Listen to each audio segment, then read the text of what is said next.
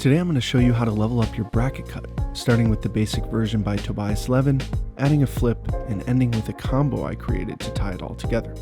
This series is all about building blocks, helping you progress at your own pace. So grab a deck and let's dive in. Starting with the basic bracket cut, really the only tricky part about this one is balancing the packet that moves to the top.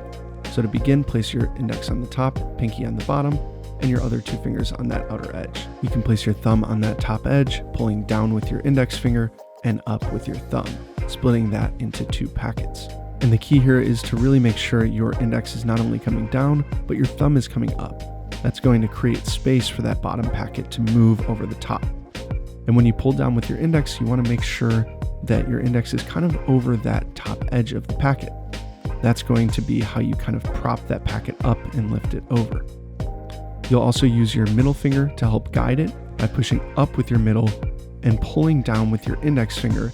That will prop up that packet and allow it to go over the edge, pulling down with your thumb and letting the packet fall on top of the deck. So again, one more time here, pull down with your index, up with your thumb, propping that packet up by using your middle finger to help guide it, pulling your thumb down to create space for that packet to go on the top there, and squaring everything up to end the move. The only other call out here is to make sure you're using about half of the deck to have more control. So with this next variation here, it does get a little trickier with some precise finger movement as the packet flips under. It's still pretty doable if you give it some practice. So to begin, you'll start in the same position, splitting off at the top with your index and thumb, pulling down with your index and up with your thumb.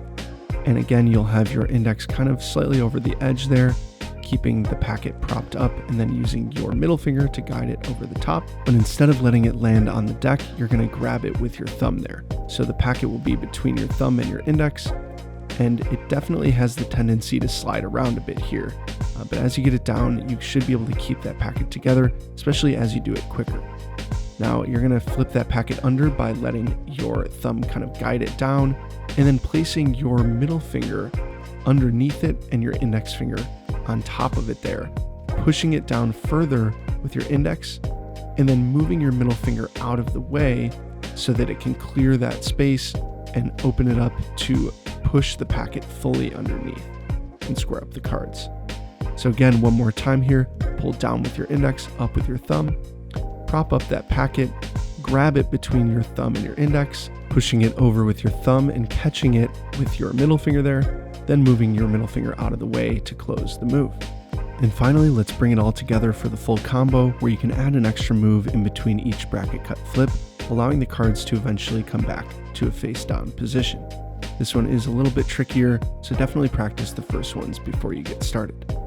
Now, to begin, you can start in the same position that you started with both the bracket cut and the bracket cut flip, pulling down with your index and up with your thumb.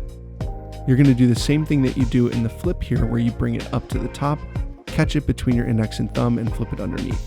Now, one thing to think about here is how your hand is rotated. As you're bringing that packet underneath, you want to make sure the packet is rotated toward yourself so that it's not falling down out of your hands. And for the next part here, you'll place your middle finger at the bottom left corner, your thumb at the top right corner, and then you can use your index finger to push that packet from the top left corner, flipping it so that it's face up and kind of perpendicular to the other packet there. So as it gets all the way face up, you'll let go with your thumb there, and you'll kind of prop the packet up against those outermost fingers, pushing with your thumb against your index there. So you'll notice it's kind of gripped between those two fingers, and I'm pushing it out to that left edge until it's fully aligned with the edge there. Then I place my pinky at the bottom right edge, and I turn that packet between my pinky and my index finger, flipping it underneath the other packet there.